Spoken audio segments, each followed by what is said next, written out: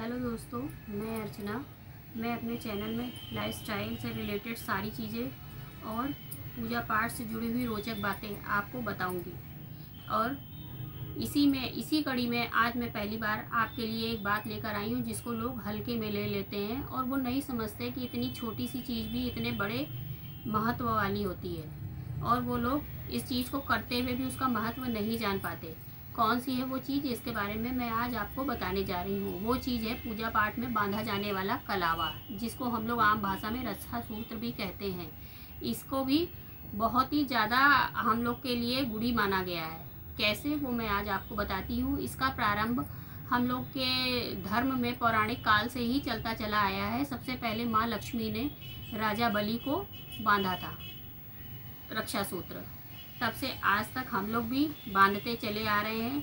किसी भी भगवान का हम लोग पूजा पाठ कराते हैं, यज्ञ कराते हैं, हवन कराते हैं, उसमें पुरोहित हम लोगों के हाथ में रक्षा सूत्र बांधते हैं। और इससे हम लोग ने जिन भी भगवान देवी देवताओं की पूजा करवाई होती है, उनका आशीर्वाद हमें रक्षा के रूप में रक्षा सूत्र से हमें प्राप्त होता है। आप देख सकते हैं, ये 3 धागे वाला कलावा है। इसी तरह 3 धागे वाला कलावा आता है, और कुछ कलावे होते हैं जिनमें 5 धागे होते हैं, तो उसको पंचदेव कलावा भी कहते हैं।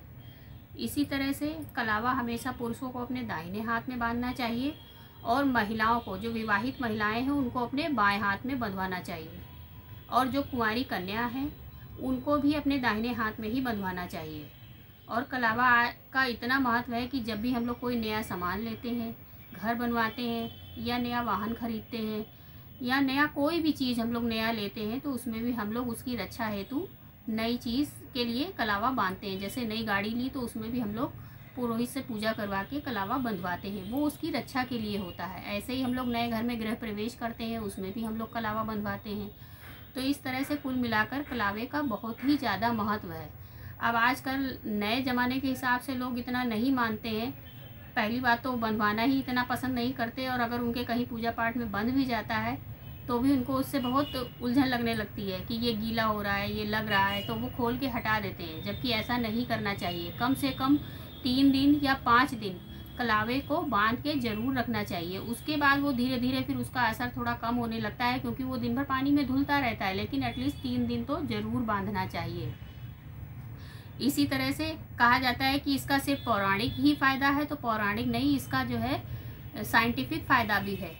कहते हैं इसको हमेशा कलाई पर, यानी हम लोग की इस कलाई पर बांधा जाता है, तो कलाई से बहुत सी नसें हम लोग की जुड़ी हुई होती हैं।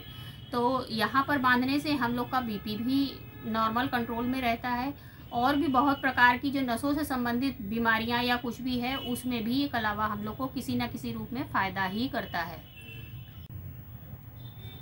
कलावा हमेशा पुरोहित से ही बंधवाना चाहिए। आजकल बहुत से लोग जिनको शौक़ होता है तो वो अपने हाथ से घर में ही बांध लेते हैं, लेकिन पुरोहित से बांधने में ये होता है कि पुरोहित अगर आपके कलावा बांधते हैं तो वो मंत्र के साथ बांधते हैं, और उस मंत्र में रक्षा के लिए ही आपको कहा जाता है कि इसको बांधने से आपकी रक्षा हो।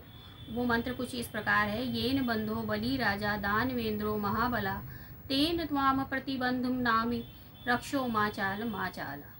तो इस मंत्र को पढ़कर जब पुरोहित आपको कलावा बांधते हैं तो आपको उससे पूर्ण रूप से उस भगवान के प्रति आशीर्वाद या रक्षा प्राप्त होती है। इसी तरह कलावे को हमेशा कहते हैं कि किसी भी पूजा पाठ में अगर आपको बांधना है तो उसको एटलीस्ट 3 दिन तक तो बांध के रखना ही चाहिए। उसके बाद आप चाहो तो खोल के उसको विसर्जित कर सकते हो, या पेड़ में कहीं मिट्टी के नीचे दबा सकते हो। आजकल के ज़माने में आपको जब बाज़ार में ये लेने जाएंगे तो इस समय इतना नकली सामान मिलता है कि कलावा माना जाता है सूत का कलावा, जिसमें सूत के 3 भाग होते हैं। और आजकल बाज़ार में आप कहीं भी लेने जाइए तो सब टेरिकॉट का तागे को रेशम कह के या टेरिकॉट का ही कलावा भेज रहे हैं, तो वो कलावा नहीं माना जाता है, वो उसका नकली रूप है। तो हमेशा जब भी लेने जाएं ध्यान से उसको हाथ से छू के चेक करें कि वो कच्चे सूत का ही कलावा होना चाहिए। कच्चे सूत का कलावा मोटा होता है, और टेरिकॉट के धागे वाला जो कलावा होता है एकदम महीन महीन पतला होता है, जैसे लगता है सिलाई करने वाला टेरिकॉट का धागा है। तो उस कलावे को आप कभी भी ना खरीदें। तो इन सब बातों को अगर आप ध्यान रखेंगे तो अगली बार से जब आप भी पूजा में रक्षा सूत्र पहनेंगे तो उसके पूरे फ़ायदे पा पाएंगे। और इसी के साथ इस वीडियो को हम ख़त्म करते हैं। और आपसे आशा करते हैं कि आप मेरे चैनल को सब्सक्राइब और लाइक करेंगे। और भी इससे रिलेटेड कोई चीज़ अगर आपके मन में शंका हो, पूछना चाहते हो, तो आप कमेंट करके हमको पूछ सकते हैं। धन्यवाद।